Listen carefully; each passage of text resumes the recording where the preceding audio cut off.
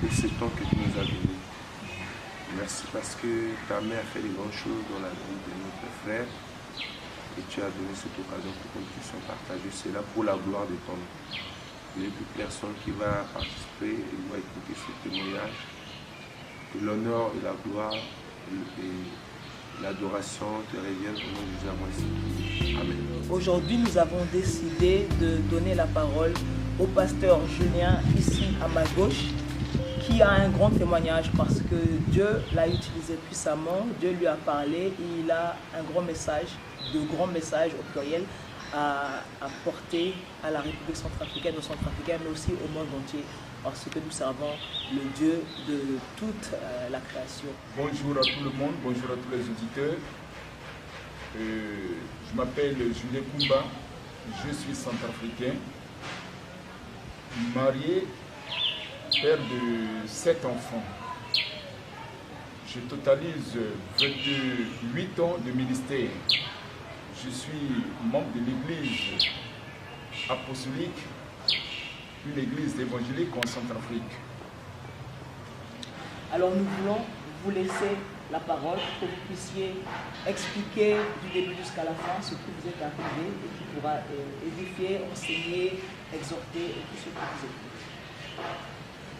Merci de m'avoir donné la parole. J'ai un témoignage grand, un témoignage pertinent à livrer aux auditeurs pour les aider à réaliser à comprendre que Dieu existe. Et il avait agi, il agit aujourd'hui et demain il agira encore. Il fut un moment, j'avais donné un enseignement dans une église, l'église où je suis. Et l'enseignement portait sur les dangers des péchés secrets. C'était le thème. Après avoir, je n'avais pas encore fini l'enseignement, on a le culte mardi et jeudi. Je vais clôturer l'enseignement le jeudi. Et dans la nuit de mercredi à jeudi, je me portais bien. Je n'étais pas malade. Le soir, mon épouse a préparé, on a mangé, on est rentré. Et dans mon sommeil, au petit matin, vers les 3h à 4h du matin, j'ai senti le besoin d'aller me soulager. Je me suis descendu du lit. En descendant du lit, j'avais en tout cas un vertige qui était si fort que je ne pouvais même pas supporter. Non seulement le vertige, mais j'avais des maux de tête atroces que je ne pouvais même pas aussi supporter. Et du moment où je suis descendu du lit, j'allais même tomber à cause du vertige. Il a fallu que je m'appuie sur le mur pour me déplacer afin d'aller me soulager à l'extérieur. Quand je lâchais le mur, je tombais. Je ne pouvais pas lâcher le mur. Progressivement, j'ai marché en m'appuyant sur le mur jusqu'en me dirigeant vers la porte de la sortie. Arrivé à la porte, je ne pouvais même pas ouvrir même la porte. Le vertige était si fort, maux de tête multipliés, je ne pouvais pas me tenir à l'équilibre.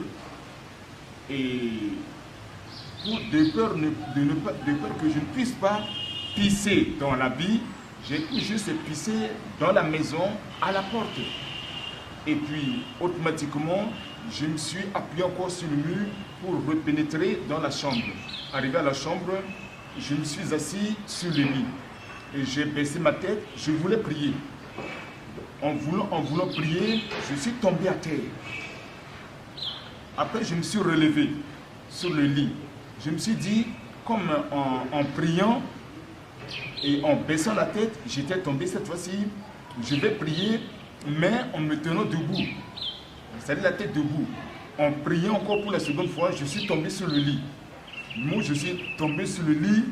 C'est comme si le lit me tournait, le lit me tourmentait, je ne sais pas comment. C'était vraiment si fort le vertige. Je ne pouvais pas supporter. Et jusqu'au petit matin, jusqu'au matin, les gens de ma maison sont sortis. Quand je suis sorti de la chambre, je me suis assis sur le canapé au salon. Et j'ai fait appel à mon épouse qui entrait dans la maison, elle faisait des va-et-vient. Je lui ai fait appel de venir. Et quand elle s'est approchée de moi, je lui ai dit, je sens un vertige qui est atroce, y compris les maux de tête, insupportable. Elle m'a bien écouté et elle a fait demi-tour. Je m'attendais qu'elle allait trouver une solution pour moi en me cherchant peut-être des médicaments. Elle est allée vaquer à ses occupations. Elle s'est occupée des enfants et elle les a apprêtés pour aller à l'école. Et à fin de compte, c'est une commerçante. Elle a apprêté ses articles. À fin de compte, elle est allée au marché, elle m'a abandonné. Et j'étais resté seul avec notre dernier enfant de 2 ans qu'on a baptisé au nom de Point Final. Et l'enfant, quand j'étais allongé sur le canapé, l'enfant s'amusait, il était autour de moi et je ne savais quoi faire. Au fur et à mesure, la maladie s'aggravait. La maladie s'aggravait, c'est-à-dire le canapé où j'étais allongé, c'est comme si le canapé bougeait, ça me tournait, je ne sais pas. Les maux de tête étaient vraiment à haut degré. Et je n'avais pas de quelqu'un qui pourrait donc me venir au secours. Et subitement, j'ai vu entrer dans la maison l'une de mes enfants, c'était ma fille, elle s'appelle Sarah. Elle est allée à l'école, leur maître n'était pas présent au cours, et la fille est revenue à la maison. Et quand la fille est rentrée à la maison, je l'ai vue. Du moment où je l'ai vue, je ne pouvais plus parler. Je ne pouvais plus parler. J'ai fait signe à la main à la fille de venir et elle est venue. Je l'ai fait signe de la main, prends mon téléphone, appelle-moi ta maman qui est au marché. Et elle a compris le signe. Elle a pris le téléphone, elle a composé le numéro de la maman, elle a retrouvé au téléphone, elle a dit à la maman, viens au plus rapidement possible, papa est gravement malade. Et la maman, quand elle a écouté l'information, rapidement, elle a abandonné tout en catastrophe au marché et elle a couru et elle est venue s'asseoir sur le canapé où je m'étais allongé. Je l'ai vu même entrer. Elle m'a posé la question suivante. C'est la maladie dont tu m'avais parlé. J'ai écouté. J'ai accepté. Elle m'a posé la deuxième question suivante. La question suivante, elle m'a dit, peut-être c'est le méningite, que j'ai cherché une papaye non mûre, le liquide blanc, qu'on puisse te vacciner avec. J'ai écouté, j'ai balancé ma tête en signe de refus. Elle s'est tue. Et elle a demandé à la fille Sarah, va me chercher de l'eau. Et la fille est allée chercher de l'eau. Avec l'eau, elle m'a projeté l'eau au visage, à la tête, pour atténuer les tremblements, les maux de tête, y compris le vertige. Ça n'a pas marché. Finalement, elle a dit à la fille, va maintenant, va chercher un mouchoir, viens, on va attacher un mouchoir, on va mettre des mouchoirs sur nos têtes et on va prier pour ton papa. Et elles ont mis leur mouchoir et elles ont commencé à prier. Du moment où elles priaient, je les écoutais prier. Elles priaient, je les écoutais prier. Je les écoutais prier. Je les écoutais prier. Et au fur et à mesure que je les écoutais, c'est comme si elles priaient en se s'éloignant de moi. Je les écoutais et petit à petit, je les écoutais moins et au fur et à moment, je les ai plus écoutées. Quand elles ont fini de prier, elles ont dit Amen. Je ne sais pas comment elles ont fini. Là, j'étais déjà parti. Et quand elles ont fini de prier, elles donnent plus souvent ce tronçon de témoignage à ma place. Parce que quand j'étais dans l'inconscience, elle a envoyé la fille chercher des habits, elles m'ont porté les habits correctement, elles m'ont mis les habits correctement, elles ont envoyé chercher un taxi course, et puis voulant appeler les gens du quartier pour venir en tout cas l'aider à me mettre dans le taxi. Il n'y avait personne. La fille est allée dans le quartier, elle n'a trouvé que des femmes, elle n'a pas trouvé aucun homme dans le quartier. Et elle a appelé les femmes, elles sont venues, elles m'ont habillé, elles m'ont mis dans un taxi, et puis le taxi m'a emmené à l'hôpital. Et en ce temps-là, c'est mon cœur qui battait, je ronronnais. Et au fur et à mesure, à l'hôpital, ils m'ont posé un sérum, et puis ils ont pris ma température, côté gauche, côté droit, 12,8, de l'autre côté, de part et d'autre. Il n'y avait pas gravité. Et les infirmiers ont posé la question suivante à mon épouse. Est-ce que ton mari a bu ce matin du vin? Non, il ne prend pas du vin. Est-ce que ce matin vous êtes querellés? Non, nous ne sommes pas querellés. Est-ce qu'il a pris certains médicaments? Non, il n'a pas pris de médicaments. Mais comment ceci est arrivé, je ne sais pas. Alors, ils m'ont posé un sérum, n'importe quel sérum, je ne sais pas. Et ça, c'était, peu importe ce qui s'était déroulé à l'hôpital, moi, j'étais vraiment ignorant. Mais ce qui est important, que je le dise pour nous édifier, en tout cas, quand mon épouse et ma première fille et ma fille priaient pour moi, quand je les écoutais prier, et progressivement, je les ai plus écoutés. Et c'est comme si, quand quelqu'un se fâche et qu'il claque la porte de force, j'ai senti mes deux oreilles claquer à forte voix vive. Et quand mes deux oreilles ont été claquées, je n'avais aucun sens de vie de la nature, ni de bruit. Et subitement, j'ai vu quelqu'un se tenir debout sur moi, vêtu de blanc, attachant un cordon rouge au rein. Et cette personne, en tout cas en le regardant, le monsieur avait un visage rayonnant. Et là où il s'était mis debout devant moi, c'est-à-dire tout autour de moi, il y avait en tout cas une gloire impossible. J'étais éclairé. Et avec nos propres yeux charnels, tu ne pouvais pas apercevoir, regarder ses yeux. Ses yeux, c'est comme si tu prenais un miroir et que tu plaçais sous le soleil et que les rayons du miroir te frappaient les yeux. Plus souvent, nous, on éteint les yeux. En tout cas, c'était formidable. Le monsieur m'a dit, je viens te chercher pour te conduire, pour te montrer le grand pays. Et il m'a pris ici par le bras et nous sommes envolés.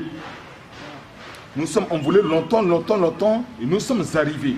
Arrivés dans le pays, et il m'a placé, il m'a mis par terre. Mais quand il m'a mis par terre, je me suis dit qu'il m'a placé sur un tapis. Ce n'était pas le tapis. C'est en avance que je saurais que ce n'est pas le tapis. C'était le sol céleste. Je ne le savais pas. En tout cas, ce n'est pas notre sol pour que je puisse en décrire ou en connaître notre sol sableux, notre sol avec des grains. Non, ce n'était pas comme ça. Je peux pas connaître que je ne savais pas que c'était le sol. Et quand il m'a placé, j'étais là debout. Il est allé, il a pris une tenue jaune d'or. Il m'a mis la tenue. Ensuite, il est allé, il a pris une chaussure. C'était pas une paire de souliers, mais c'est comme une babouche construite avec les peaux de bête. Mais ce n'était pas, une peau de bête. C'est ma manière de voir, ce n'est pas une peau de bête. Il m'a mis la babouche. Ensuite, la dernière chose qu'il m'a faite, et il est allé chercher un fruit. Et ce fruit, c'est à peu près de cette grosseur. Et ce fruit avait des ondulations. Et le fruit avait la couleur jaune. Il m'a dit de manger le fruit. J'ai mangé le fruit en entier. Et là où on était ensemble, il n'y avait plus le ciel, il n'y avait plus des étoiles. C'est-à-dire, je ne sais comment, c'est-à-dire, la gloire était impossible. Quand il fait jour sur nous ici, vers les 12 heures, c'est comme si c'est 1000 fois l'éclairage là-bas, la gloire là-bas, je ne sais pas. En tout cas, c'était impossible. Je n'ai pas vu les étoiles. Et mon ombre n'y était pas. Et je ne sentais pas ni la fatigue, ni la sueur, ni le soleil. Il n'y avait rien. Mais l'atmosphère, vraiment, je sais comment en tout cas on décrit. Les mots me manquent. Et de là, il m'a dit, allons maintenant, visitons la ville. Bon, quand nous nous sommes déplacés, je voyais les arbres. Mais les arbres là-bas, c'est comme si ce sont des bois, ce sont des arbres bien construits. Les feux ne sont pas vraiment en zigzag comme les nôtres ici. C'est comme si c'est tout fut, c'est bien taillé. En tout cas, même les arbres m'étaient vraiment beaux à voir. Je contemplais les arbres, c'est comme si je n'ai jamais vu un arbre. Et aucune feuille de ces arbres ne tombait. Et les cours, je vois aussi des cours d'eau qui coulaient.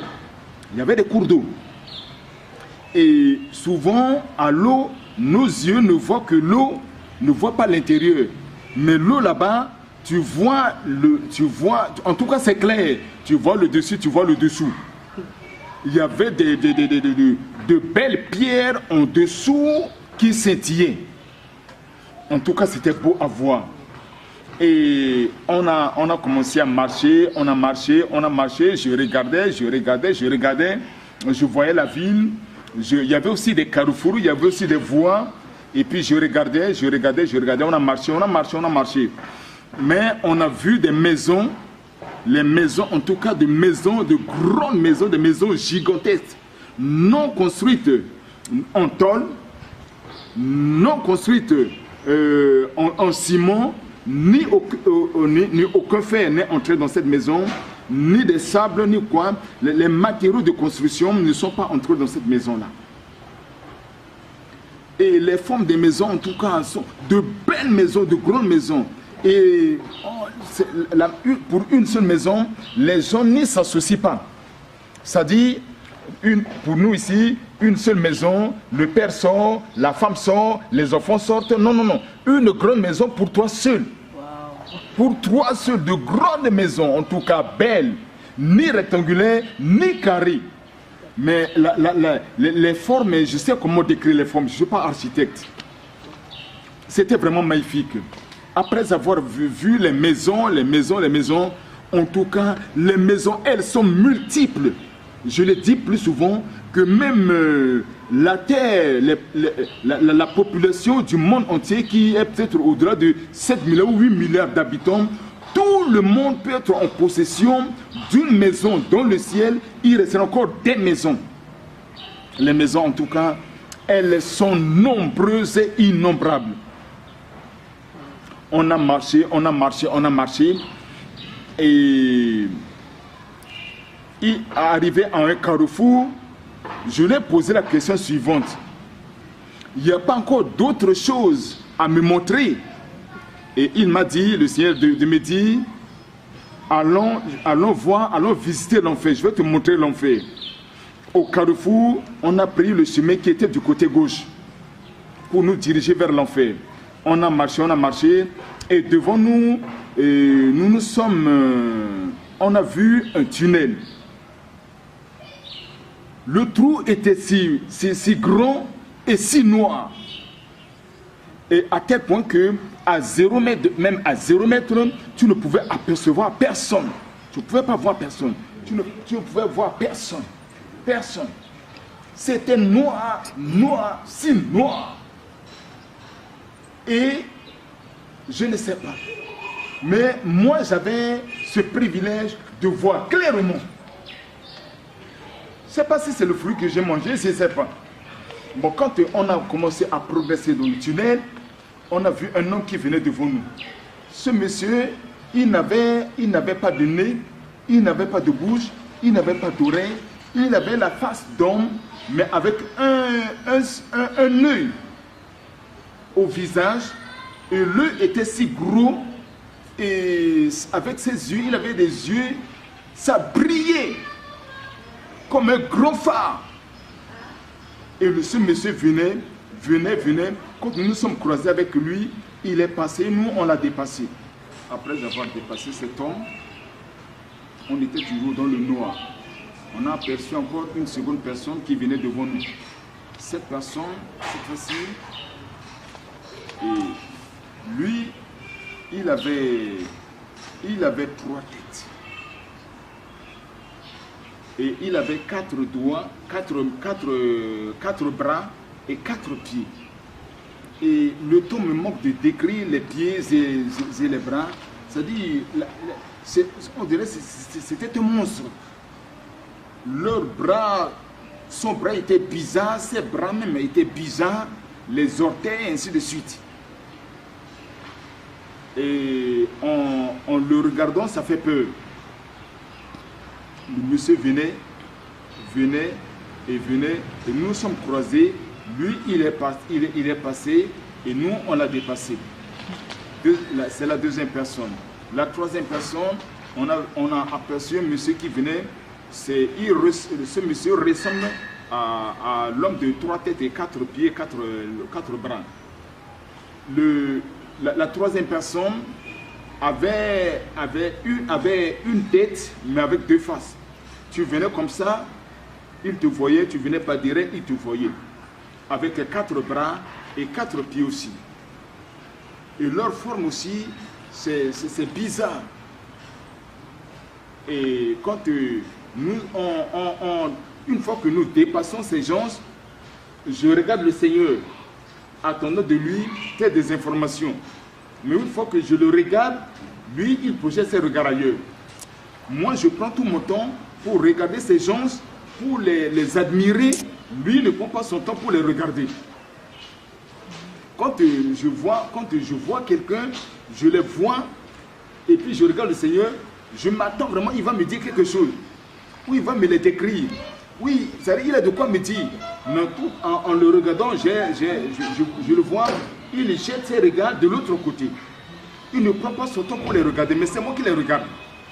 Quand la troisième personne est passée, la quatrième personne, vue dans le trou, et c'était purement un squelette. Il avait de la tête au plan des pieds, tu n'apercevais que des os. Mais le squelette bougeait. Ces os, les os du thorax, les os, en tout cas squelette total, sans muscles, sans chair. Et il venait, et puis il faisait aussi des bruits. Quand on a fini de le croiser, je me suis tourné vers le Seigneur pour le regarder. Est-ce que vraiment il aperçoit ces gens-là? Est-ce qu'il les voit? Quelle est sa réaction, sa sensation? Et en le regardant, vraiment, il ne prend pas son temps pour les regarder. Et quand nous avions fini de dépasser la troisième personne, quatrième personne et la cinquième personne, nous sommes croisés avec un homme qui était si court, de courte taille. Mais il est gros. Il est court. Il est gros. Et il avait une tête Donc il y avait un creux sur sa tête, un creux, et son cerveau était dehors. Son cerveau était dehors. Et il a deux longues barbes comme ça, deux moustaches, deux comme ça. Un allait de l'autre côté, un autre de l'autre côté. Deux moustaches. Il n'avait pas de barbe. Et lui, maintenant, il venait, nous on allait. Il venait, on allait. Nous sommes croisés. Dans notre dépassement, j'ai vu un gros trou sur sa tête. Son cerveau était dehors. Et lui, il est passé. Après avoir dépassé ces 5 hommes, alors j'ai posé la question suivante au Seigneur. Je lui ai dit, qui sont ces gens que nous les avions dépassés? Et lui, de me poser encore la question suivante. Et tu veux me dire que tu ne les connais pas? Je dis non, je ne les connais pas. Il m'a dit, ici bas sur la terre, je t'ai écouté prêcher sur ces hommes. Tu as parlé sur ces hommes. Comment tu me dis que tu ne les connais pas? Je dis, je ne les connais pas. À maintes reprises, je t'ai écouté parler sur ces hommes, prêcher sur ces hommes. Ce sont les démons. Tu entends les démons, les voici. Ils sont là. Ce sont ces esprits-là. Là où nous les avions rencontrés, ils quittent ici. Ils descendent à terre. Ils entrent dans la vie des gens. Ils poussent les gens à pécher, à violer la loi de Dieu, à faire n'importe quoi, à séduire les autres, et ainsi de suite. Ils font de n'importe quoi dans les vies des gens et ils le repartent là où nous les avions trouvés. Et l'histoire des démons est finie. Dans le tunnel, nous voici au bout. Arrivé à la fin du tunnel, on est arrivé à l'enfer. Vous dites que donc vous avez quitté le tunnel et vous arrivez en enfer. Donc le tunnel, c'était pas l'enfer. Le tunnel n'était pas l'enfer. C'était la voie qui mène à l'enfer. D'accord. Arrivé en enfer, j'ai vu une étendue de feu à perte de vue. Une étendue de feu, je dis à perte de vue. Et j'ai vu des feux de toutes sortes de couleurs. De toutes sortes de couleurs. C'est-à-dire le bruit des détonnements des feux. C'est-à-dire, mais c'est comme si de chez nous, ici en Centrafrique, même jusqu'en Europe, en Asie, en Chine, en Belgique, en Angleterre, tu peux écouter ce qui se passe ici en Centrafrique. C'était fort. C'est-à-dire, une fois, vivre ce feu ou écouter ce feu, si tu n'es pas préparé, tu meurs. Les bruits étaient vraiment impossibles à tel point que, à l'oreille, humainement, tu ne peux pas écouter.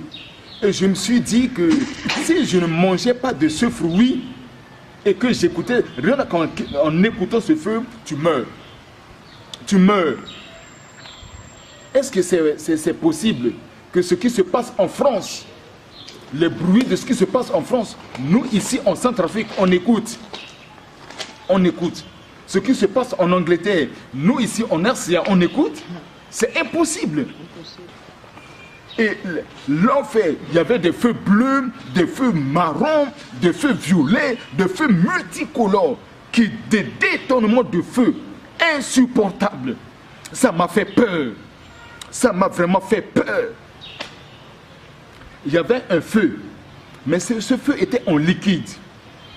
En liquide, feu en liquide pour la première fois. Et ce feu, même si tu prends des objets, un ciment même condensé, même un morceau de fer qu'un engin peut transporter et projeter dans cette eau en liquide, ce feu en liquide, cette eau réduit le fer en liquide. Ce feu réduit les fers qui sont durs en liquide, les fers qui pèsent des tonnes, ce feu les réduit en liquide. Un feu en liquide. Mais concernant l'homme, quand tu prends l'homme et que tu le projettes, l'homme rentre dans l'eau progressivement, ça ne brûle que le corps, mais ça ne brûle pas les os. Wow. tu entres, tu cries, tu entres, tu cries, tu es brûlé, tu cries, tu entres, le feu te brûle jusqu'au niveau de ta bouche, le feu brûle maintenant ta bouche, toi tu entres, ça te réduit en squelette.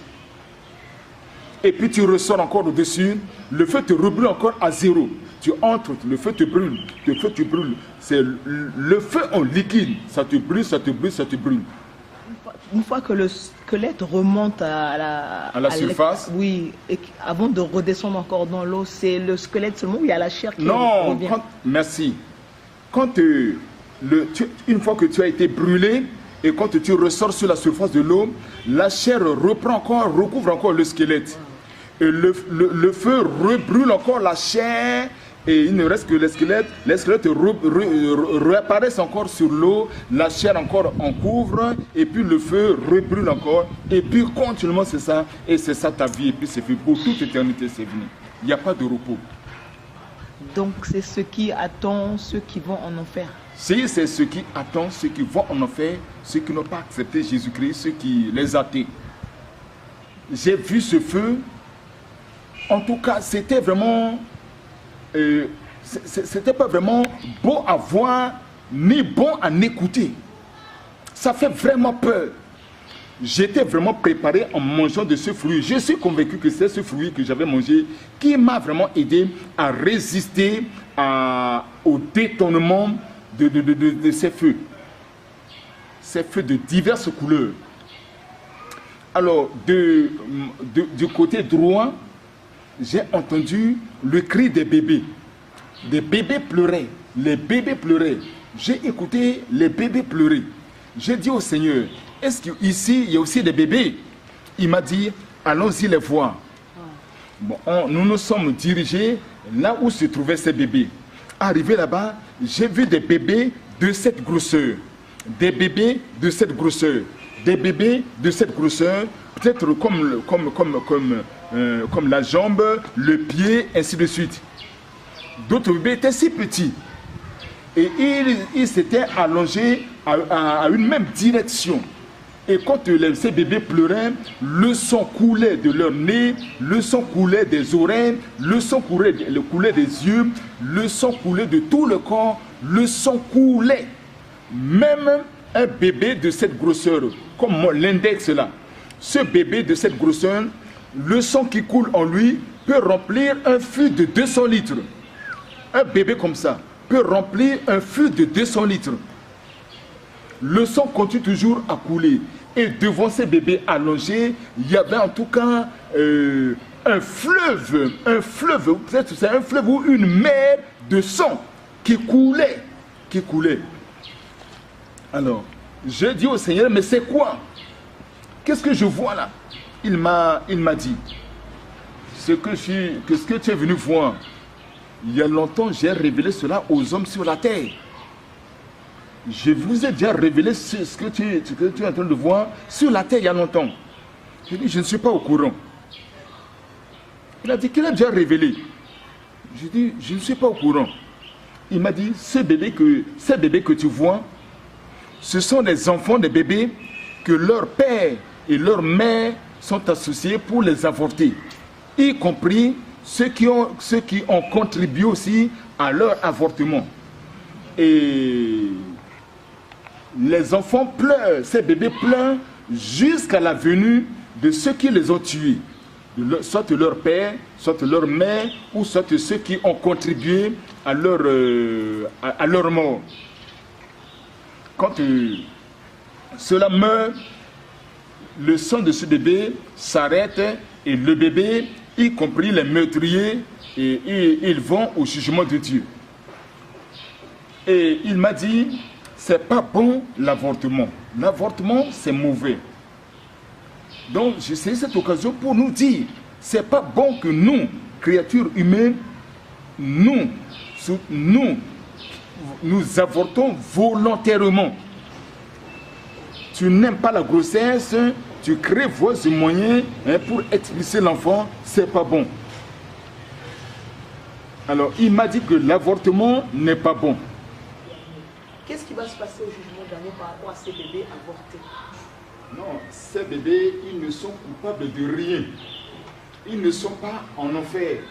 Ils ont, quand le Seigneur m'a conduit pour aller les voir, ils étaient à un endroit isolé. Ils n'étaient pas en enfer. Et puis, ils ne sont coupables de rien. Tout à fait. Mais ce sont ceux qui les ont avortés, ceux qui ont contribué à leur mort, sont eux qui sont responsables. Ce sont ceux-là qui seront jugés.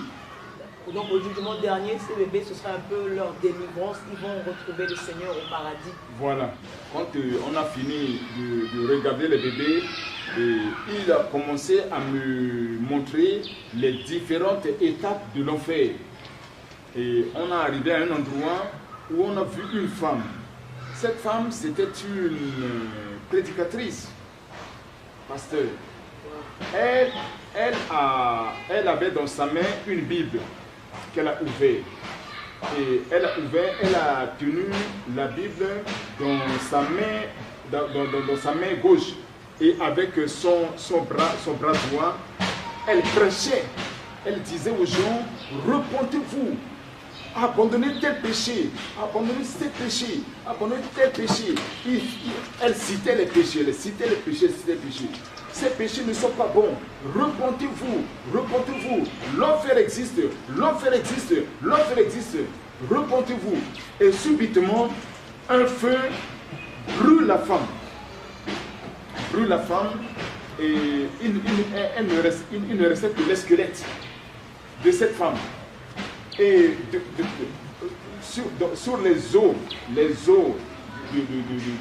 de sa poitrine, j'ai vu un feu rouge qui clignotait. Un feu rouge clignotait, un feu rouge qui clignotait. Et je me suis dit, Seigneur, cette femme, elle a bien prêché. En l'écoutant prêcher, sa prédication était bonne, était meilleure. Mais qu'est-ce qui a fait qu'elle soit brûlée par le feu? Le Seigneur me dit, tu n'as jamais mis pied en Europe. Cette femme-là, cette scène s'est passée en Europe.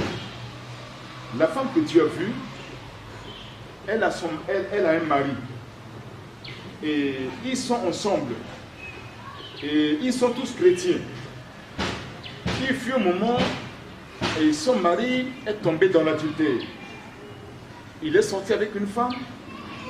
Et à fin de compte, l'information, l'écho de l'adultère est sorti. La femme l'a écouté. Elle écoutait et elle s'est mise en colère. Son mari est venu une fois lui demander pardon.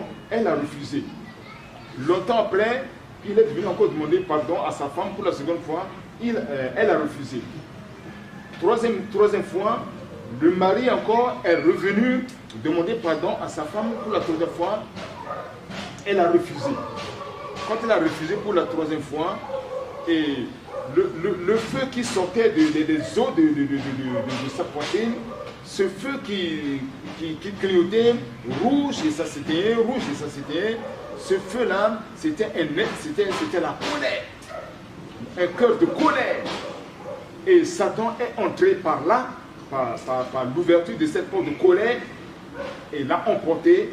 Et quand son mari, quand elle a refusé de pardonner son mari pour la troisième fois, Satan est entré en elle. Et son mari est allé au boulot.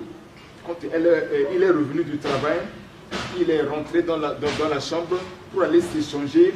Maintenant, la femme a prêté un pistolet et elle est rentrée sur son mari et elle l'a tué.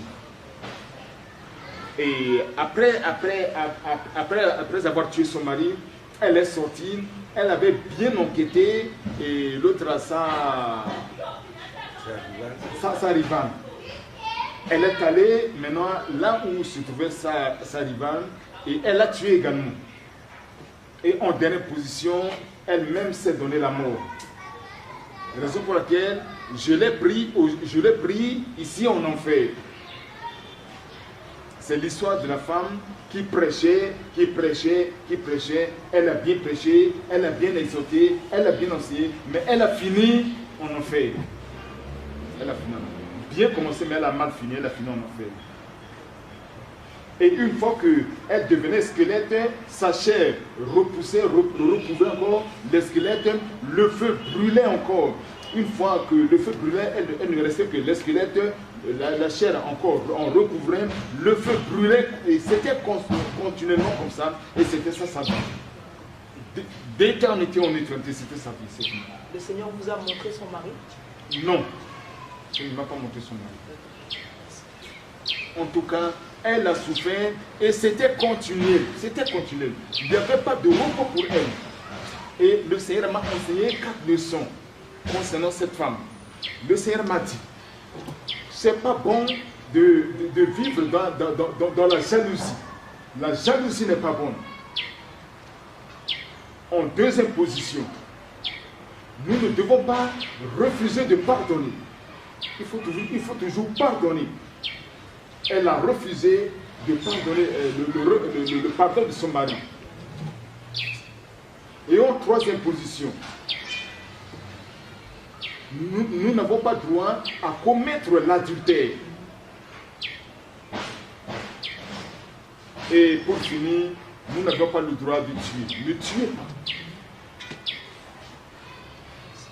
Le Seigneur m'a donné ces 4 leçons.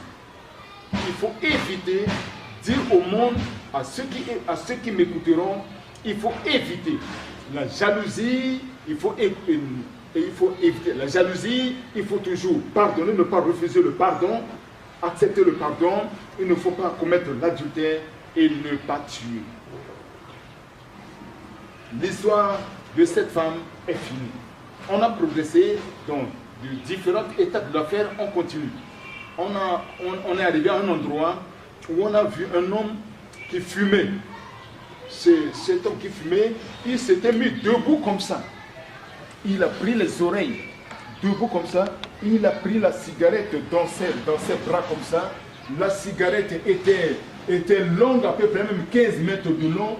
Il a tenu la cigarette comme ça. Du moment où il fumait, le feu sortait des narines, des yeux, partout, des oreilles. Le feu dégageait. En tout cas, c'était partout le feu.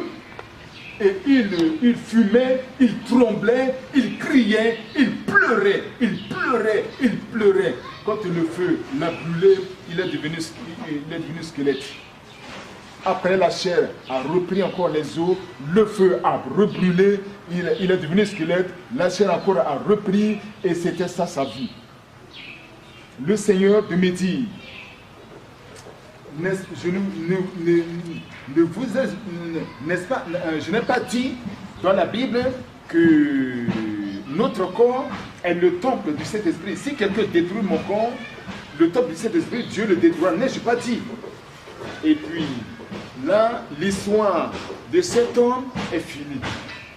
On a progressé là-bas, devant, on est arrivé à un endroit de l'enfer.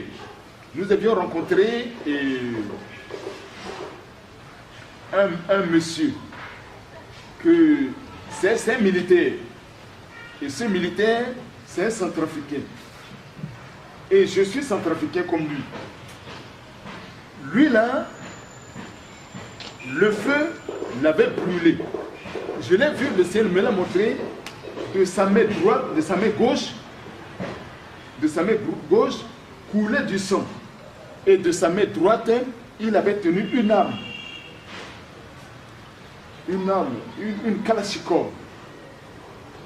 Et quand il s'était mis debout, l'homme était debout comme ça.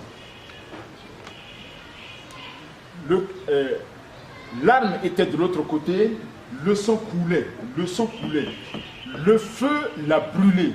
Et de la tête au plan de pied, contre lui, il s'était décomposé. C'est-à-dire, c'est comme si tu prépares une chair. Tu prépares la chair, la viande, longtemps. C'est-à-dire, sa chair s'était donc dégagée des os. Sa chair descendait tranquillement. Les os étaient debout, le squelette debout, mais c'est la chair qui se dégageait des os jusqu'à constituer un tas par terre. Et l'odeur de son corps se dégageait. Le corps fondu par terre se dégageait une odeur âcre. Et à fin de compte, la chair recouvrait encore les os et le feu brûlait encore. La chair recouvrait, le feu brûlait au fur et à mesure. C'était ça continuellement. En tout cas, il a souffert. J'ai demandé au Seigneur, qui est cet homme? Il me l'a dit. Il m'a répondu, ne connais-tu pas cet homme? J'ai dit, je ne le connais pas. Je ne le connais pas. Il m'a dit, mais nous sommes arrivés chez vous en Centrafrique. On est actuellement chez vous en Centrafrique. Comment me dire que tu ne connais pas cet homme-là? Je dis, je ne le connais pas. Il m'a posé la question suivante.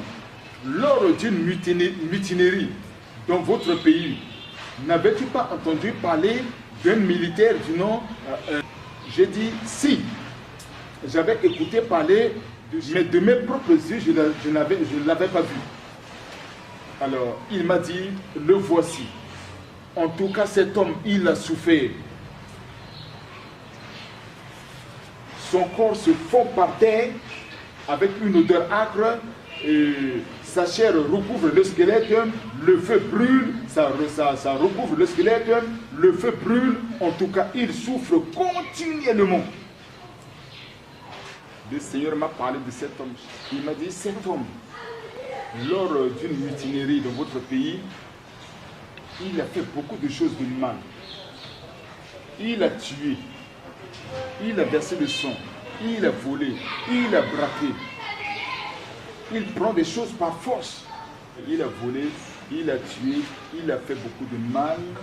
Et il m'a dit en conclusion, la rébellion n'est pas bonne.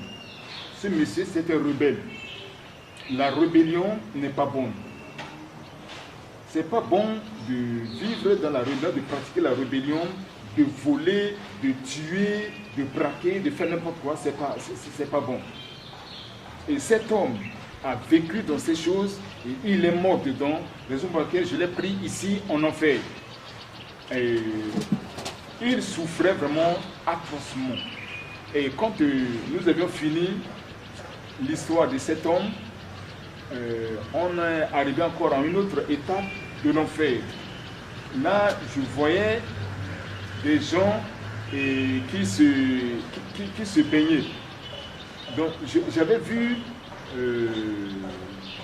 une étendue de baignoire avec des hommes et des femmes. Et je les ai vus assis dans l'eau. Assis dans l'eau, et l'eau les avait pris à peu près à ce niveau. Parce que les seins des femmes étaient dehors. Et ils s'agitaient comme ça dans l'eau, et avec leurs deux mains, ils puisaient l'eau et ils buvaient. Ils puisaient l'eau, ils buvaient. Ils puisaient l'eau et ils versaient cette eau sur les têtes, sur le corps. Et tout en pleurant et en criant. En pleurant et en criant, en pleurant et en criant. Et puis subitement, dans l'eau, je n'ai plus vu leur propre chair. Je n'ai vu que des squelettes. J'ai dit au Seigneur, je vois les gens se baigner. Les gens boivent de l'eau. Mais les gens n'y sont plus. Il ne reste que les squelettes. Mais c'est dû à quoi? Il m'a dit, ils ne sont pas assis dans l'eau. Ils sont assis dans la boisson. Ils boivent la boisson, ils se baignent dans la boisson, et c'est la boisson qui le brûle actuellement. Ils crient des douleurs de la boisson. La boisson que nous prenons ici-bas sur la terre sont des jus qui sont une boisson douce ou des vins qui sont doux, ainsi de suite. Mais là-bas, ces boissons sont transformées en feu, en boissons de feu. Rapidement, leur chair s'accroît et la boisson en brûle, il ne reste que les squelettes dans l'eau. Après la chair s'accrue, le feu encore en rebrûle continuellement et ils crient, ils pleurent, ils s'agitent constamment et puis c'est ça leur vie. Le Seigneur de me dit, n'ai-je pas dit dans ma parole que les ivrognes n'hériteront point le royaume de Dieu? Voilà comment ils souffrent. Ils boivent à l'excès ils sont morts dedans, et la raison pour laquelle je les ai pris ici. Ces personnes dans l'eau, c'était à la fois des hommes, il y avait des hommes et aussi des femmes. J'apercevais des hommes et des femmes, tous étaient nus. D'accord, merci. Et j'ai reconnu les femmes parce que leurs seins étaient dehors. Et eux, ils sont morts dans la boisson, ils boivent à outrance, ils boivent à l'excès, ils sont morts dedans. Et le Seigneur les a pris dans cette partie de l'enfer. Et après avoir fini avec ces buveurs, nous sommes arrivés à un endroit d'enfer où j'ai vu les hommes et les femmes tout nus, la tête par terre et leurs jambes étaient en l'air. Excusez-moi. C'est-à-dire, ces gens-là étaient debout comme ça. C'est-à-dire, la tête là était comme ça par terre et les deux pieds comme ça, renversés. Et ils se tenaient à l'équilibre, ils ne tombaient pas. Et le feu brûlait, d'abord le feu les brûlait. Leurs pieds étaient comme, leur chair était comme la chair, leur chair périssait, se décomposait de la plante des pieds qui est en l'air jusqu'à la tête. Et leur odeur dégageait une odeur âcre, insupportable.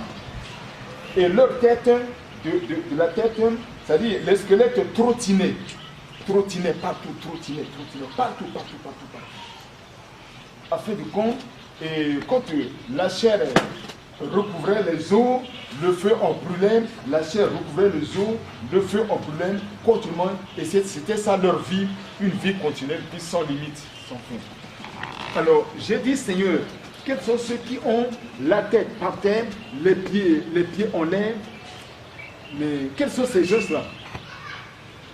Il m'a dit, là, ce sont les adultères, les débauchés, les impudiques, les incestes, les homosexuels, l'animosité. C'est-à-dire, il y a différentes sortes de relations sexuelles. Ces gens-là, deux fois, il y en a parmi eux qui ont couché avec leurs enfants, leurs enfants, leurs papas, les frères et sœurs sont couchés, ainsi de suite. D'autres ont couché avec les animaux, ainsi de suite.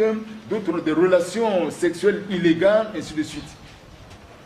D'autres n'ont pas de femmes, ils sortent avec d'autres femmes, d'autres ils ne sont pas mariés, ils sont célibataires, mais ils vivent dans l'impudicité totale. C'est ça, ils sont morts dedans. C'est pour laquelle je les ai pris ici, dans cette partie de l'enfer. Et le Seigneur me dit, c'est pas bon de vivre dans toutes ces choses-là. L'adultère, débauche, l'impudicité, l'inceste, l'animosité. Et en tout cas, il nous faut éviter toutes ces choses. Et quand on a fini cette partie de l'enfer, on a progressé, arrivé à un endroit, j'ai vu un four. J'ai vu un four. Ce four était si grand et avec des hommes et des femmes dans ce four-là. Et il y avait le feu dans ce four, un feu rouge. Il y avait des hommes et des femmes qui vivaient dans ce feu-là. Et dans ce feu, eux aussi, ils criaient. Ils criaient, ils pleuraient, ils criaient, ils pleuraient. Le feu les brûlait. Et devant eux, je voyais, il y avait des gens qui faisaient des pratiques.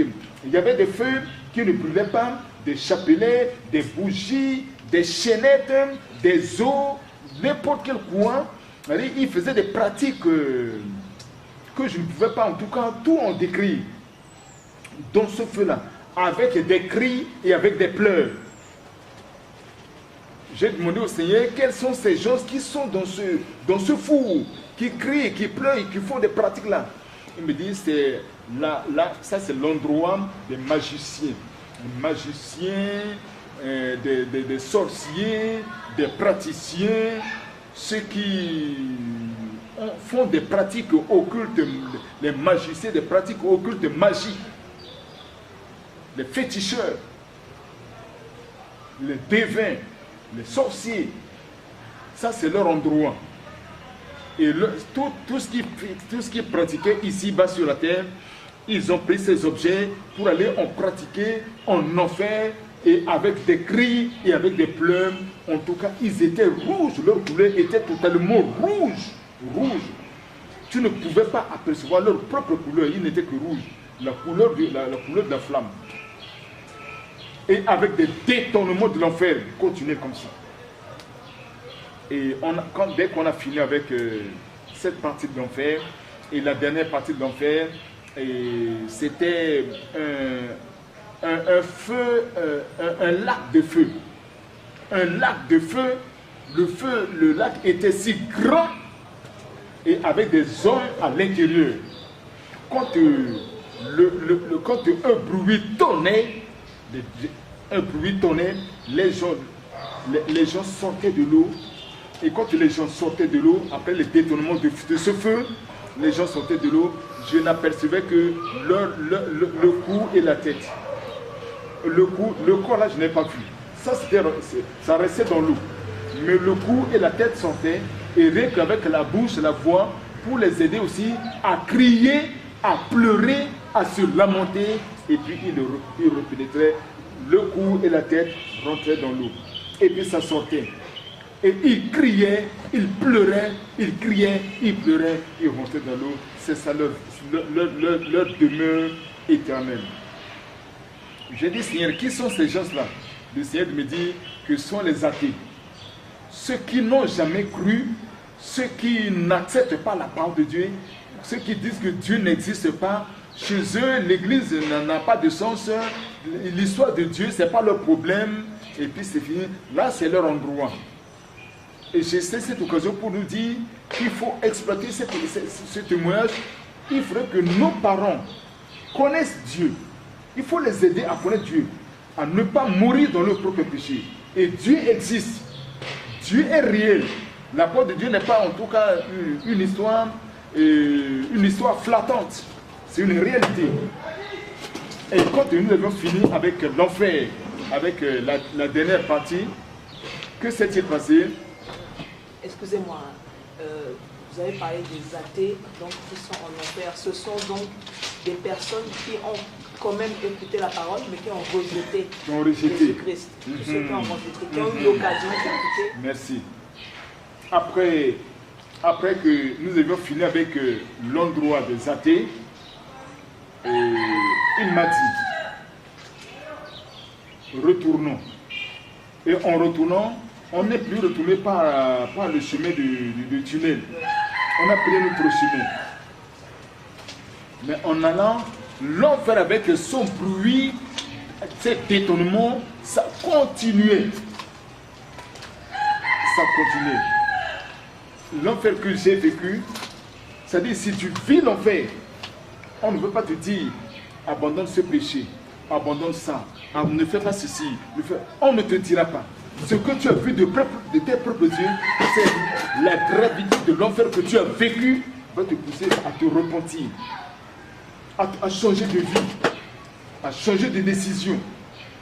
Le pasteur ne pourra pas t'exhorter. Ce que toi-même tu as vécu, c'est ça qui va te changer. C'est vraiment horrible. Le Seigneur m'a dit, repartons. On est reparti. Donc ceux qui sont en enfer actuellement, c'est la souffrance est telle qu'ils se repentent. C'est ce que vous êtes en train de dire, mais c'est trop tard ou je n'ai pas bien compris le message. Non. Ceux qui sont en enfer, il n'y a plus l'occasion de repentance, c'est fini. Ils ont une peine qui est éternelle. Éternelle. Il n'y a plus de solution pour eux. Mais par contre, ils le regrettent. Ils le regrettent. Leur sort, s'ils avaient accepté la parole de Dieu, s'ils s'étaient repentis, s'ils s'étaient convertis, s'ils avaient donné leur cœur à Jésus, ils regrettent, mais c'est trop tard pour eux. C'est trop tard pour eux. On est reparti maintenant. On est reparti et arrivé à un endroit, tout juste sous un arbre, il m'a dit, assois-toi. En m'asseyant, c'est en tout cas un bon fauteuil qui est sorti. Je me suis assis sur le fauteuil et lui aussi de l'autre côté, nous nous sommes assis face à face maintenant. Et il m'a fait voir un arbre. Il m'a dit, as-tu vu cet arbre? J'ai dit, oui. J'ai dit, je vois. Et il m'a dit, grimpe de cet arbre, arrivé là-bas, et tu vas maintenant arracher ou couper l'objet, les articles qui te plaisent, et tu deviens riche. Dans cet arbre-là, qu'est-ce qui s'est passé? Sur le fait de l'arbre, il y avait les articles attachés qui balançaient. Il y avait l'argent, comme ça. Genre en billets, entassés, comme ça. Et qui balançaient partout. Il y avait des valises, il y avait des diamants, de l'or. C'est-à-dire il y avait des articles qui attirent. Pour avoir à envier, à être en possession, qui balançaient. Le fil qui tenait ces articles, il y avait seulement un petit fil. Mais ce petit fil était capable de résister à des objets lourds. Ça ne se cassait pas.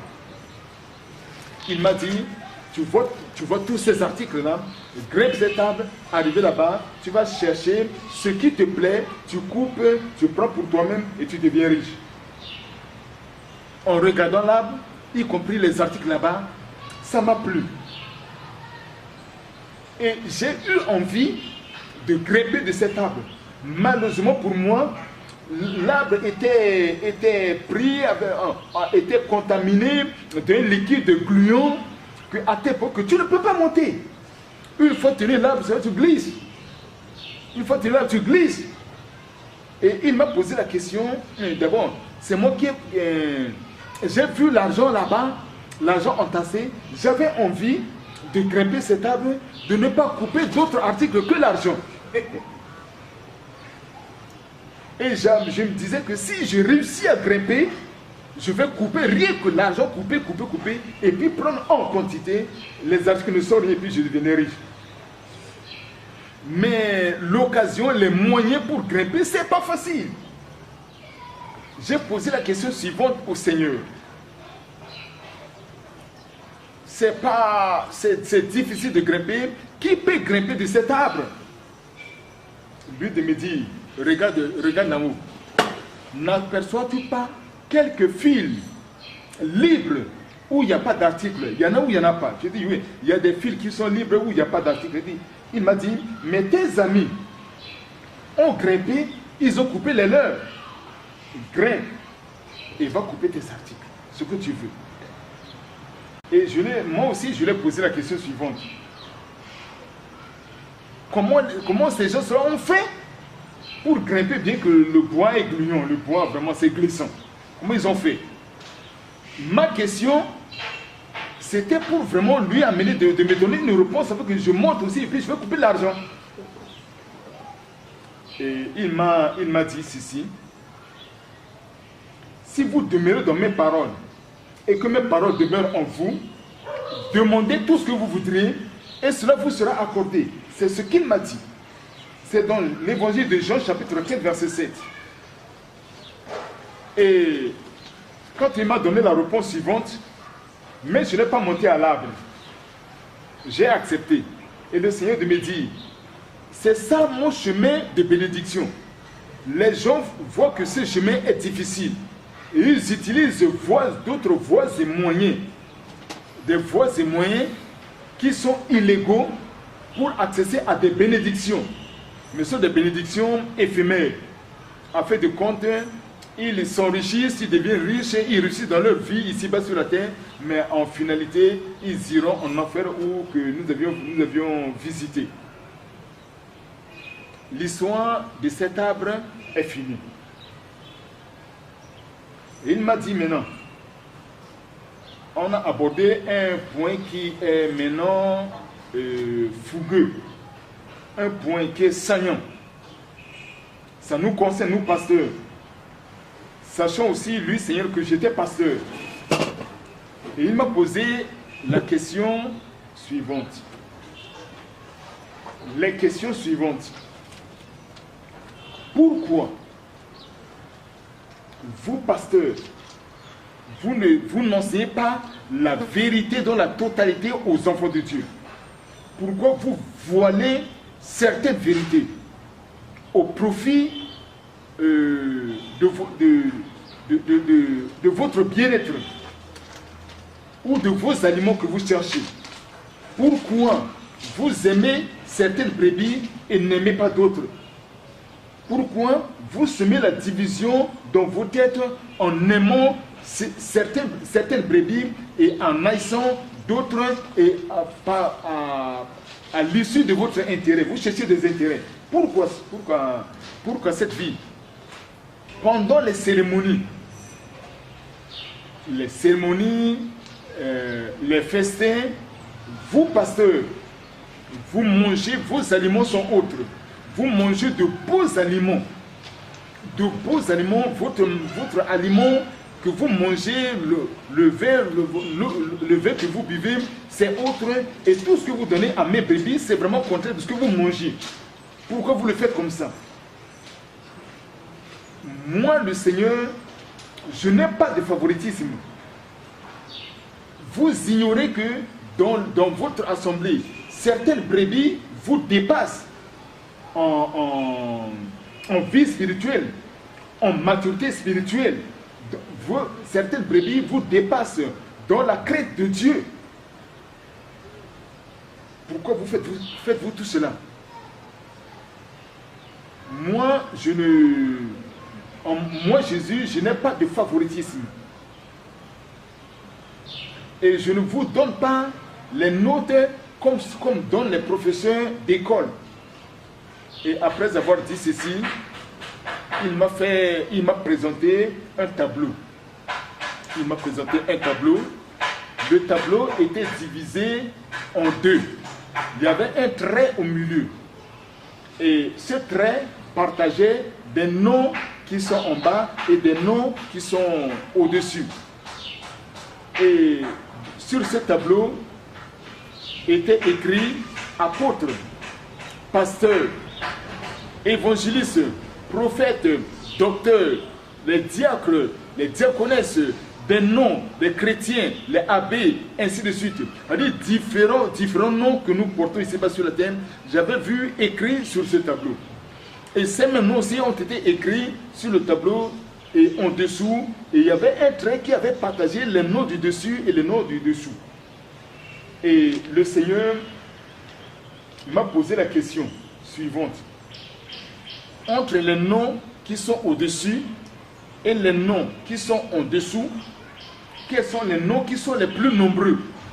Je lui ai répondu que les noms du dessous sont plus nombreux que ceux du dessus. Il m'a dit, le milieu, l'attrait que j'ai tracé au milieu, c'est la moyenne. C'est 10, c'était sur 20. Le trait, c'est la moyenne de 10. Moins de 10. Tous les noms qui sont en bas, ils sont au-dessous de la moyenne. Donc, ils n'ont pas 10. Mais ceux qui ont les noms au-dessus de ce trait, au-dessus, ils ont la moyenne. Ils ont la moyenne. Donc, ils ont 10 en montant. Et il s'est tourné, il m'a salué, je l'ai salué. Depuis ce temps que nous avons fait notre parcours, c'est pour la première fois que nous tenons les mains dans les mains. Il m'a salué, je l'ai salué. Il ne m'a pas lâché. Il m'a dit, je t'encourage. Tes notes sont au-dessus de 10. Mais ça ne suffit pas. Regarde le tableau. J'ai regardé encore le tableau. Et cette fois-ci, les notes du dessus, il y a eu des notes, leurs notes. Chaque nom, il y avait des notes, il y avait des 12, des 10, des 15, des 16, des 14. Il y avait des notes devant leur nom. Et moi, il m'a dit, regarde, même les enfants de l'école dimanche te dépassent en notes. Regarde, même les femmes te dépassent en notes. Regarde, même il y a des jeunes qui te dépassent en notes. Regarde. Il ne m'a pas lâché. Il m'a dit, repars, va encore faire un effort pour compléter tes notes. Tu en écoutes, tu écoutes? J'ai dit oui. Tu écoutes, tu m'écoutes? J'ai dit oui. Tu m'écoutes? J'ai dit oui. Et il m'a lâché. Et Et en regardant le tableau, et il m'a fait voir la note de mon épouse. Ma femme avait 8. Et sa note était en dessous. Et ceux qui ont des notes en dessous, ceux-là sont destinés à l'enfer. Il n'y a rien à faire. Il n'y a pas de favoritisme. Tout cela, que ce soit apôtre, que ce soit prophète, que ce soit pasteur, évangéliste, docteur, quoi, des noms, chrétiens, diaconesse, toutes ces appellations, ceux qui ont ces notes qui sont en dessous de 10, ceux-là iront tranquillement en enfer. Il n'y a pas de favoritisme. Et ma femme y figure parmi ceux qui n'ont pas la moyenne. Elle a 8. Et dans mon cœur, ça m'a indigné. Et ça m'a fait beaucoup de la peine. Elle a 8, il lui manquait 2 points pour atteindre 10. Et je me suis dit à l'intérieur, si elle avait quand même ces 2 points supplémentaires, elle serait admise. Elle n'ira pas en enfer. Au moment où je me plaignais dans le cœur, et le Seigneur a pris ce que mon inquiétude du cœur, il m'a fait voir cela. Il m'a dit, qu'est-ce que tu dis? Tu dis qu'il te manque encore, qu'il manque à ta femme encore 2 points. Quand il m'a posé la question suivante, mais moi-même je me suis dit, mais je me suis inquiété dans mon cœur. L'inquiétude était dans mon cœur. Le souci était dans mon cœur. Je ne l'ai pas dit de ma propre bouche. Mais il prend ce qui est dans mon cœur pour m'extraire, pour me faire savoir cela. Et en me faisant savoir ce qui était dans mon cœur, je l'ai encore craint encore davantage, le Seigneur. Oh, il est vraiment Dieu. Il est vraiment Dieu, il est formidable. Ce qui est dans notre cœur, le Seigneur connaît, même sans que nous le disions. Et il m'a dit, comme tu t'inquiètes des 2 points de ta femme, et tu te dis, 2 points, il ne reste pas grand chemin, que 2 chemins, deux petits points. Je vais te montrer la manière que j'ai noté les gens, et que les gens certains ont des moyennes, et d'autres ont manqué leurs moyennes. Je vais te montrer comment j'ai noté ces gens-là. Il m'a fait voir un sérum. Un sérum debout. Et le sérum avait, pas sérum en plastique, mais en bouteille. Et il a réglé le sérum. Et j'étais là assis, et je voyais comment, longtemps, une petite goutte tombe au fond de la bouteille. Longtemps encore, une petite goutte tombe au fond de la bouteille. La bouteille était à peu près de cette grosseur. Et la longueur était à peu près de cette hauteur. La petite goutte, ça tombe ici. Longtemps après, une petite goutte tombe. Et le Seigneur de me dire, quand tu réussis, quand une personne réussit à remplir une bouteille de cette grosseur-là, je lui donne 1 point. Si la personne remplit la seconde bouteille, elle a 2 points. Si elle remplit la 3e bouteille, elle a 3 points. Pour chercher à atteindre 10. C'est de cette manière que j'ai noté les gens et que tu vois, plusieurs ont échoué et que un petit nombre est au-dessus de la moyenne. Et en me présentant la bouteille et en voyant la tombée des gouttes de sérum, et j'ai compris que les 2 points qui restent à mon épouse pour compléter ces 8 points, c'était vraiment un long trajet. Un long trajet. Remplir 2 bouteilles n'était pas facile. Et il m'a fait maintenant connaître l'explication des gouttes. Il m'a dit, les gouttes d'eau qui tombent, ce sont vos bonnes œuvres. Quand tu souffres pour le Seigneur, tu investis pour le Seigneur, tu donnes pour le Seigneur, tu te sacrifies pour le Seigneur, tu as été persécuté pour le Seigneur, tu as souffert pour le Seigneur, et que tu n'as pas relâché, c'est le sérum qui tombe. C'est le sérum qui tombe, c'est le sérum qui tombe. Toutes tes souffrances pour le Seigneur, tes sacrifices pour le Seigneur, c'est le sérum qui tombe. Donc il nous faut vraiment, ici-bas sur la terre, poser de bonnes œuvres. Poser de bonnes œuvres pour espérer ou s'attendre à une place honorable à la droite de notre Seigneur. Il nous faut vraiment investir. Il faut donner notre vie en sacrifice. Il faut mouiller le maillot et supporter les souffrances et investir en argent, investir encore, nous sacrifier pour l'avancement de l'œuvre de Dieu. C'est de cela que nous allons donc rapidement progresser en complément de notre sérum. Et nous serons admis dans le royaume de Dieu et être à la droite de notre Seigneur. Donc, ceux qui ont accepté Jésus-Christ dans leur vie comme leur Seigneur et Sauveur, donc baptisés par l'immersion, ceux-là même, ils sont sauvés, n'est-ce pas? Ils sont sauvés. Leur moyenne, elle est de 10, ou sinon pas les œuvres. Si certaines personnes se contentent juste, voilà, c'est le Seigneur Jésus-Christ est mon Seigneur et Sauveur, il est mon maître, mais ils ne font pas, ils n'investissent pas financièrement dans le royaume, ils n'investissent pas énormément dans la prière, etc. etc. Si les œuvres sont très limitées, que se passe-t-il? Oui, merci pour cette question pertinente. Et je ne peux pas m'aventurer dans le jugement de Dieu. Mais une chose est certaine, quand tu es sauvé, tu as été baptisé, baptême par immersion. En tout cas, il faut servir le Seigneur corps, âme et esprit. Il faut, comme a dit l'apôtre Paul, donnons notre corps comme un sacrifice vivant.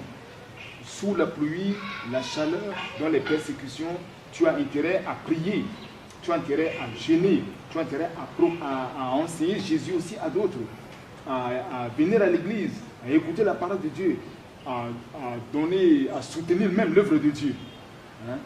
Et non seulement que tu as eu ton salut et tu te reposes, que non, le baptême suffit et puis c'est... Non, c'est pas bon. C'est pas bon. C'est ma contribution par rapport à cette question. Je déclare que la foi sans les œuvres est une foi morte aussi. On est intégré dans une fonction publique, mais tu ne vas jamais au bureau. Quand même, tu es intégré, mais tu es à la maison depuis le jour de ton intégration. Là, je pense qu'il y a quelque chose qui ne va pas. Merci beaucoup.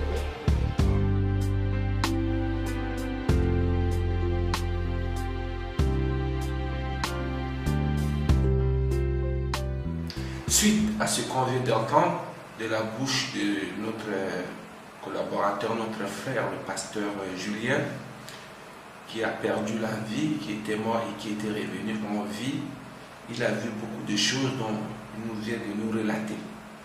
Mes sœurs et frères, ce n'est pas pour nous faire plaisir ou c'est pour nous grandir, mais il y a un message que le Seigneur veut donner à tout et chacun de nous. Quel est ce message? Jésus veut nous prévenir que l'enfer existe. Il veut aussi nous dire qu'il ne souhaite pas que nous partons à la perdition.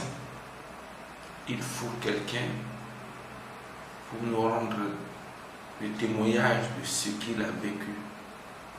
Je crois que le pasteur n'est pas la première personne.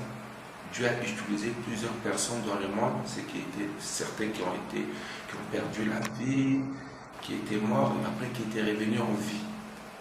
Et Dieu continue à faire pourquoi? Parce que je pense, Dieu sait que malgré le message qu'il nous envoie, nous ne sommes pas sensibles à cela ou nous ne prenons pas à cœur ce qu'il nous dit. Voilà pourquoi il continue à nous parler. Mais un jour, tout cela prendra fin.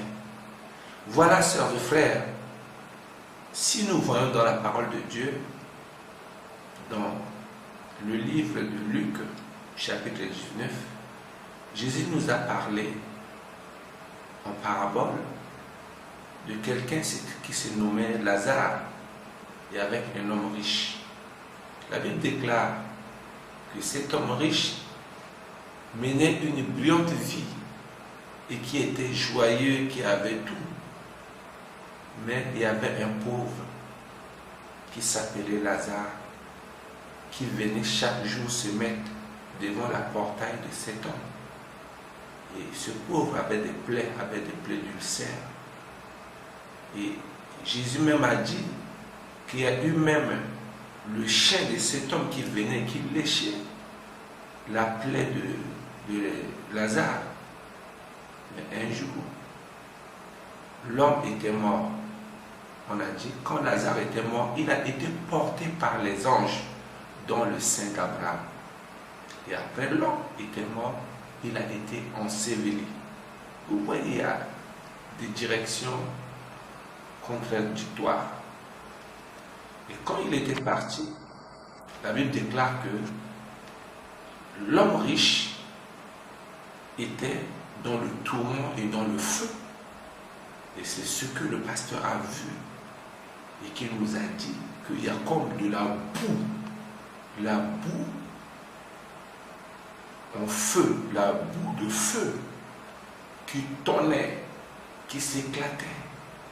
Et cela peut-être ne veut pas dire que c'est déjà le jugement dernier, parce que selon Jésus, Lazare était dans le sein d'Abraham ou le paradis qui est comme un lieu de repos. Mais cet homme, avant le jugement dernier, il était dans le tourment et dans le feu.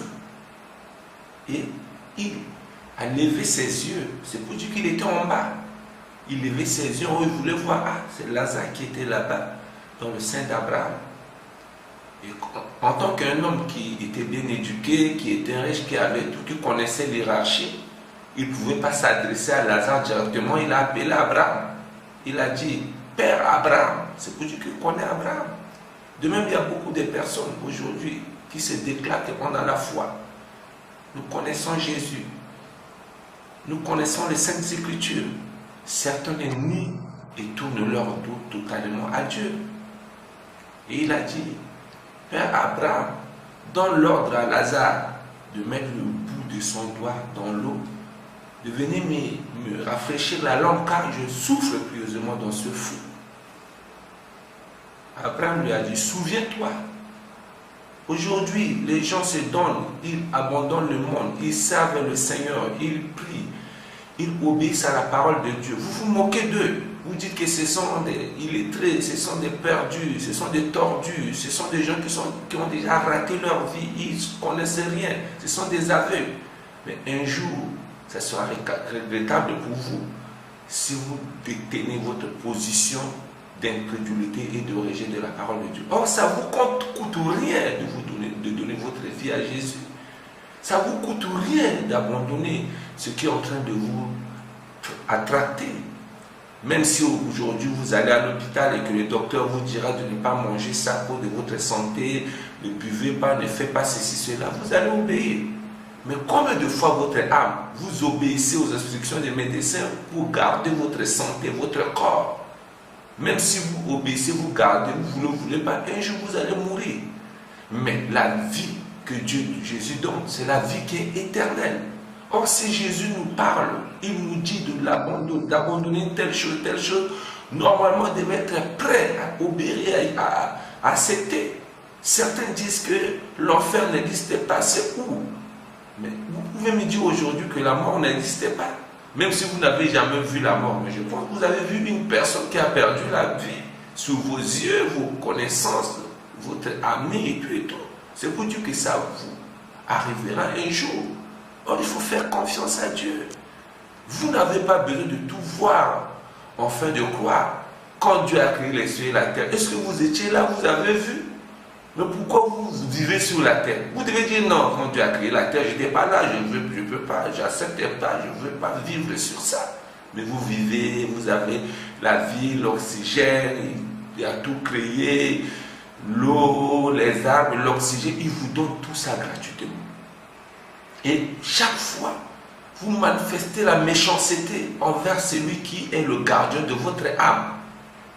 En vous confiant sur des raisonnements infondés qui ne vous profitera et qui ne vous amènera que dans l'enfer et dans les désastres. Et cet homme a demandé même pas un verre d'eau, mais le bout de doigt de Lazare, qu'il savait bien était un homme qui avait la maladie d'ulcère. Il ne devait pas demander, parce qu'il devait dire, il devait me contaminer. Oui, il devait dire à Abraham, Abraham, toi-même, cherche de l'eau, apporte-le-moi. Mais qu'est-ce qu'Abraham lui a dit? Souviens-toi, quand tu étais sur la terre, tu as tourné ton dos à Dieu, tu menais ta vie sans Dieu, tu faisais tout ce que tu voulais. Lazare souffrait. Aujourd'hui, il y a beaucoup de personnes, ils ont la bouche pour boire des alcools comme toi, mais à cause de Jésus, ils ont abandonné. Ils sont belles, ils peuvent chercher des hommes comme toi, mais ils ont abandonné. Ils sont de beaux gars, ici, même s'ils rentrent, ils peuvent faire plus que toi, mais ils ont abandonné à cause de la parole de Dieu.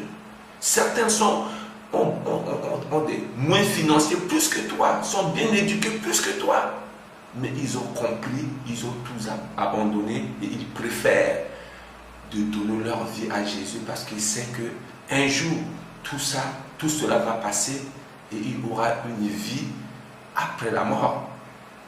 Et Abraham lui a dit, mon fils, aujourd'hui, même les hommes de Dieu peuvent vous apprécier parce que vous êtes dans le péché. Vous allez dans des églises pour influencer, financer, acheter les pasteurs, les prêtres ou qui que ce soit que vous voulez. Vous croyez que l'effet d'aider les pauvres, d'aider les gens qui vont vous ouvrir le chemin de la vie éternelle. Vous vous trompez vous-même. Abraham l'a reconnu. Abraham a dit mon fils. Et la Bible déclare que tous ceux qui ont la foi sont fils d'Abraham. Il a dit souviens-toi. Aujourd'hui beaucoup sont là. Tu ne sers pas le Seigneur. Tu n'aimes pas le Seigneur. Deux fois quelqu'un parle de Jésus, tu es en colère. Tu t'énerves contre ton mari, tu t'énerves contre ta femme, tu t'énerves contre tes amis. Tu les vois comme des gens qui sont hors de sens. Et pourtant, c'est toi qui as des problèmes. Mais tu ne le sais pas parce que tu es aveuglé. Et Paul a dit, si notre évangile est voilé, il est voilé pour ceux qui périssent. Car pour les incrédules, le Dieu de ce siècle aveugle leurs intelligences, afin qu'ils ne voient pas la gloire de Dieu pour se convertir. 2 Corinthiens chapitre 4 verset 3 nous dit ceci. Voilà frères et sœurs, essayez de voir ce que cet homme a demandé. Il connaissait bien Abraham, il connaissait bien Lazare. Mais qu'est-ce qu'Abraham lui a dit? D'ailleurs, il y a une grande abîme entre nous et toi. Afin que ceux qui veulent quitter d'ici pour aller vers vous ne peuvent pas, même vers vous pour venir ici, c'est difficile. Même si je dis à Lazare de t'apporter de l'eau, il ne peut pas parce qu'il y a des trous sans fin qui sont là et qui vous séparent. De même aujourd'hui, il y a une séparation entre les enfants de Dieu et les enfants de l'ennemi, les enfants du monde, ceux qui aiment la mort. Il y a une grande abîme. Voilà toi qui es de Dieu, tu ne peux pas imiter la vie de ces gens. Tu ne peux plus aller vers ces gens parce qu'il y a une grande séparation. Et Abraham lui a dit, et il a dit non. Si c'en est le cas, je vais rendre un service à ceux de ma maison, de mes frères. J'ai 5 frères qui sont là-bas. Que Lazare ressuscite des morts, que Lazare va vers eux, que Lazare leur atteste ces choses, que c'est moi qui l'ai envoyé, afin qu'ils changent leur vie, pour qu'ils ne puissent pas venir souffrir dans ce feu. Il a la volonté de sauver ses frères, mais c'est impossible, parce que c'est la fin. Il y a un temps pour toutes choses. Aujourd'hui, si vous avez le temps d'écouter la parole de Dieu, aujourd'hui, si vous avez le temps de vous repentir, aujourd'hui, si vous avez le temps d'abandonner le monde pour venir à Jésus, profitez-en. Ne vous laissez pas par ceux qui vous trompent que non, même si vous mourrez, on va prier pour vous, donner de l'argent, on va organiser des cultes, Dieu va vous pardonner. Si c'était le cas, l'homme allait dire à Lazare que non, va dire à mes frères que j'ai de l'argent, on va donner à un tel pasteur ou à une telle personne d'organiser un culte pour moi, afin que Dieu m'enlève dans ce feu. Mais c'était trop tard et ce n'était pas ce qu'il avait dit. Et finalement, Lazare ne quittait pas aller. Et il a dit, insisté, non, Père Abraham, envoie-les. Abraham a dit, ils ont Moïse et les prophètes qui les écoutent. Dieu vous a délégué des gens, les prédicateurs de la parole, les enseignants, les hommes de Dieu, les servants de Dieu, qui vous partagent la parole de Dieu jour et nuit. C'est le moyen, ce sont des ambassadeurs qui peuvent vous donner le visa d'aller dans le royaume des cieux. Mais vous endurcez votre cœur, vous refusez, vous voulez poursuivre le vent et faire confiance aux choses des néants. Tout ce que ce pasteur a vu lui-même. Et quand même j'étais chez lui, je me suis renseigné. Il y avait eu même un frère gendarme qui était le témoin de tout ce qu'il a vécu. Et nous avions écouté et s'est renseigné sur tout ce qu'il a vu. Et il n'est pas la première personne. Je pense que plusieurs personnes ont traversé, ont vécu la même expérience comme lui. Peut-être tu as entendu, mais tu continues d'endurcir ton cœur. Et nous voulons aussi te dire que si le pasteur a vu des femmes, il a vu des enfants, ce n'est pas que au jour de la résurrection, il y aura des femmes et des hommes là-bas. Il y avait eu des Sadduciens dans le livre de Matthieu chapitre 22, verset 24, qui étaient partis voir, qui étaient envoyés vers Jésus, lui ont posé des questions pièges pour dire qu'il y a eu un frère qui a pris une femme. Et car Moïse a dit, si quelqu'un épouse une femme et qui n'a pas eu des enfants, son frère doit épouser la veuve pour donner la descendance à son frère. Mais 7 frères ont changé une seule femme. Mais au jour de la résurrection, la femme sera pour qui? Jésus a dit, vous comprenez ni les Écritures, ni la puissance de Dieu. À la résurrection des morts, ils n'auront ni homme, ni femme, mais nous serons tous comme des anges.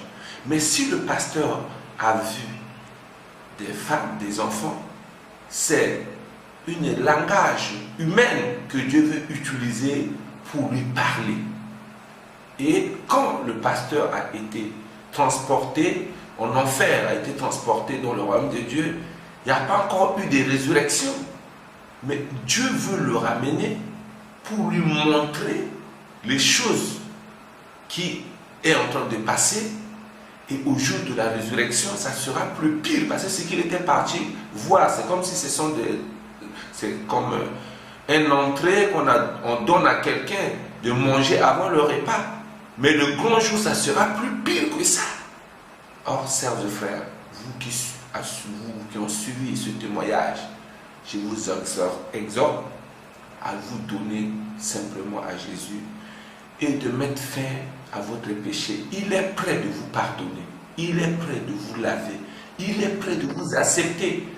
Ce n'est pas dans sa volonté pour que vous périssiez.